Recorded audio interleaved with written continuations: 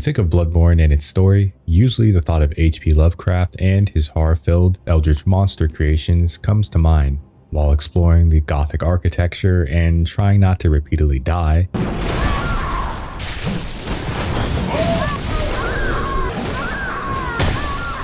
you kind of forget that you're playing a game developed by a Japanese studio.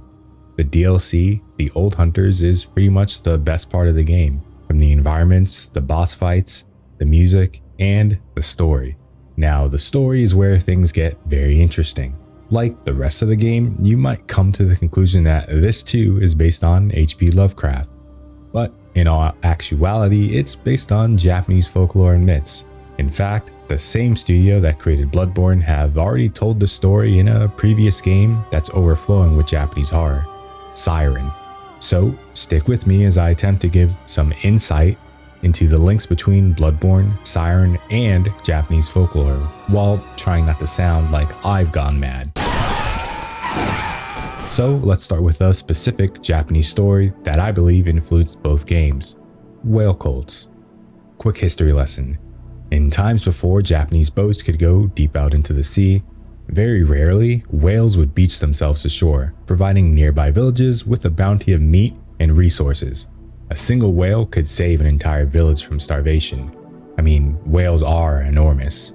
Not understanding why such a creature would seemingly swim itself up onto land, the villagers could only really sum it up to the whales being a gift from the gods. This would develop into them worshipping the whales and cults forming, with the term 漂着神、漂着神 referring to this phenomenon of these whales beaching themselves. The term essentially meaning a drifting ashore god. So some quick clarification. When I say cult, we usually automatically associate that with negative things like murder cults. But in this context, it's just a group of people with religious veneration towards whales. Nothing really bad about it. Now keep this in mind. Eventually, multiple different whale cults would merge with the idea of a more popular god, Ebisu, a Japanese god of luck, specifically in reference to the fishermen and tradesmen. Because of this, whales were soon thought of as incarnations of the god himself, visiting the people to give them a bounty. That's just the base of it though. There's so much more that I could talk about regarding this, but you didn't come here for a history lesson, you came here for Bloodborne and some horror. So, what does all this have to do with Bloodborne? In the Bloodborne DLC, you visit an area called the Fishing Hamlet, an old village that's now been twisted and turned into a sort of nightmare plane. Previously, the Fishing Hamlet had the body of a great one washed ashore on its beach. Without overcomplicating it, great ones in Bloodborne are basically gods, beings on a higher plane of existence, similar to how, in real life, cults were formed around whales, revering them as gods. The villagers of the Fishing Hamlet would start to worship this dead great one, who would be known as Cause. Along with its body, Cause also brought a bounty of parasites to the village, and not just any average parasites, but parasites from a god. We never really know what state the village was in before Cause arrived, but the villagers started harvesting these parasites by eating them, which is gross, but hey, if there was a famine going on, you gotta do what you gotta do, and if there wasn't a famine, well, gross. Because of all this otherworldly ingestion, the villagers themselves started to mutate into half man, half fish beings, but still seemed to go about their daily routines as well as worship Cause.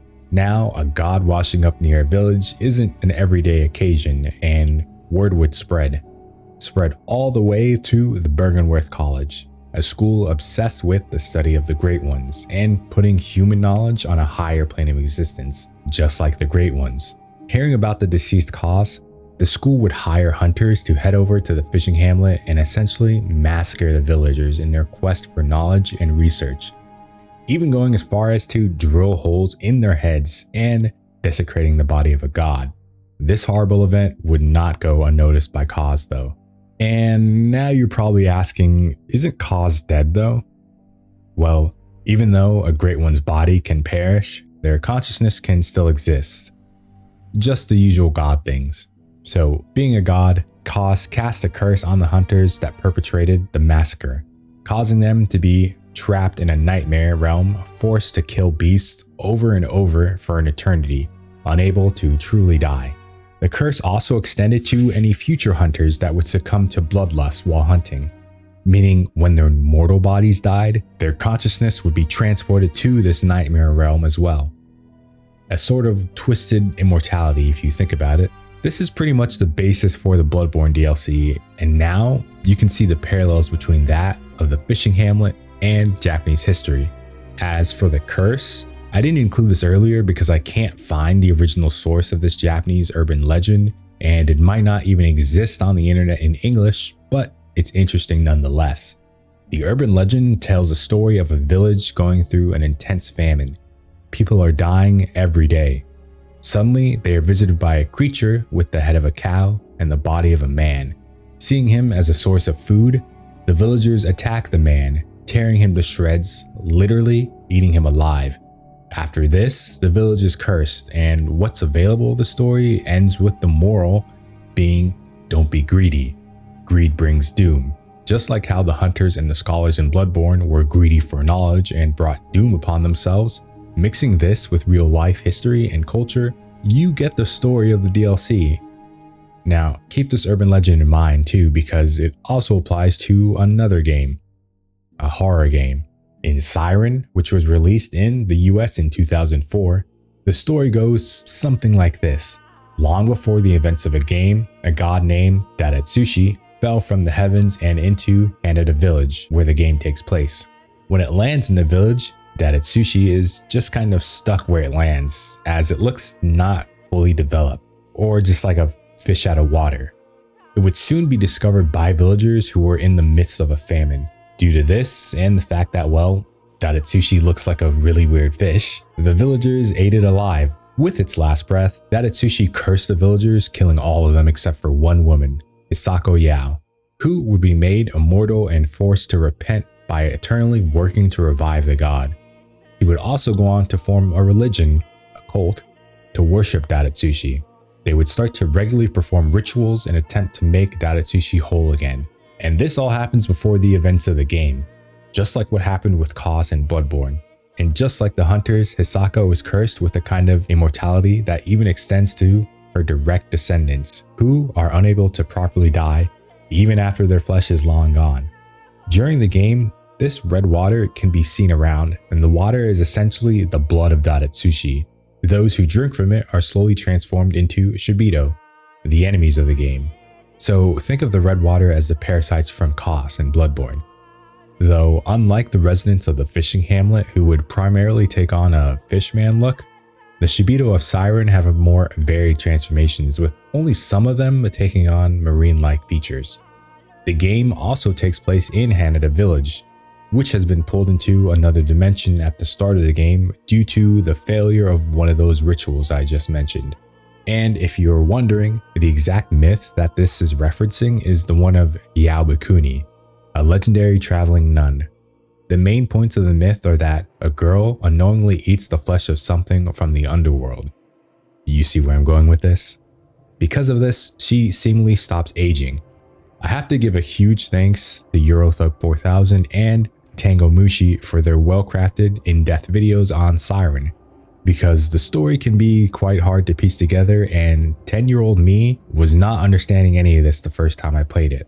If you have any interest in Siren from what I've been talking about, please go give their videos a watch. It was only after watching both of their videos that I realized how similar some of the concepts and the story were to Bloodborne. I have some extras to talk about as well, just things that I noticed while doing research that didn't really fit into my main comparisons, so I'll throw them in here. Remember that Japanese urban legend that I mentioned earlier? The one about the person with the head of a cow and the body of a man?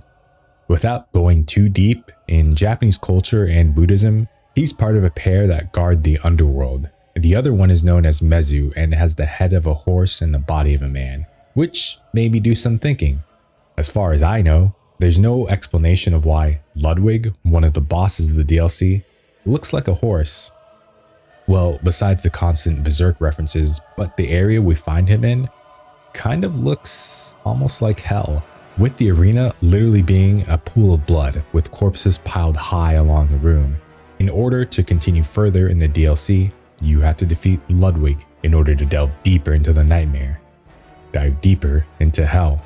This is only speculation, but it almost seems way too coincidental considering the rest of the story having similarities to Japanese culture. And then a boss that blocks your progress looks like a horse who guards the gates of hell in Japanese Buddhism. I may be reaching, but I'll leave that up to you guys. Now that I've yapped to you about Bloodborne, Siren, and Japanese folklore for a bit, let's go over everything really quick because it's a lot, I know. In Bloodborne and Siren, a fish-like god appears in a village, causing some people to defile parts of it. In Bloodborne, the hunters slaughtered the villagers and defiled the god. In Siren, Hisako ate parts of the god due to a famine going on in her village. In both games, the gods cursed the perpetrators with a twisted form of immortality. The hunters stuck in a dreamlike dimension even after their mortal body dies. Hisako Yao and her bloodline forced to live centuries despite their flesh rotting away. In Japanese culture, whales that washed ashore near villages were seen as gifts from the gods. In myths, people who violate these gods by eating them were cursed, and in the case of Yabukuni, she was cursed with eternal life. So now you can see just how similar all these stories are and the connections Bloodborne and Siren have with Japanese folklore. I've told you the same story 3 times with slight variations. Pretty cool, right? I was a little hesitant about making this video as I'm not a native Japanese person, which meant researching topics that I'm not too familiar with. I hope I didn't do too bad of a job explaining it, and if you do play through the Bloodborne DLC, you'll see it in a different light. Or maybe you just learned something new. Now keep in mind that this was just what I managed to deduce from all the similarities that we've talked about. There could be something there, or I could be losing my mind. After all, this is just a theory. A game. I tried to make sure the audio was better for this video as I did read all of your comments on my last video. Hopefully this was a much better listening experience for you guys. And as always, thank you for the feedback and support. Until next time.